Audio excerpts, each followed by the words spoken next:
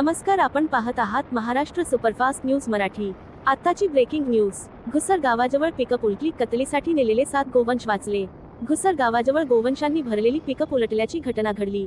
7 गोवंश कत्तलीसाठी नेत असल्याचा संशय व्यक्त। पोलिसांनी गोवंश ताब्यात घेत चौकशी सुरू केली आहे। अकोला जिल्ह्यातील घुसर गावाजवळ रविवारी पहाटे गोवंशांनी भरलेली एक पिकअप गाडी अपघातग्रस्त झाल्याने मोठी खळबळ उडाली आहे।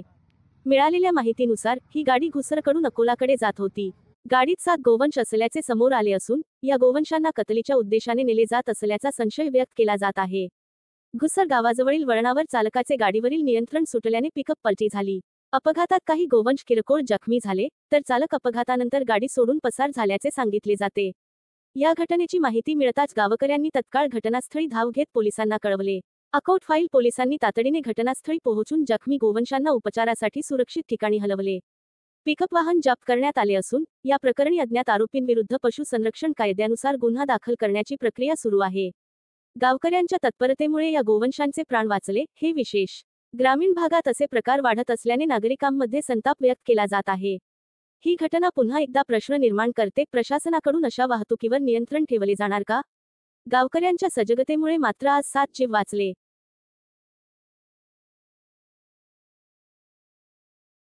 महाराष्ट्र सुपरफास्ट न्यूज मराठीसाठी अकोला तालुका प्रतिनिधी सौरभ पागरूत।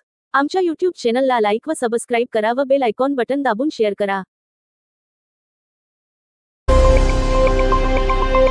Audio Jungle.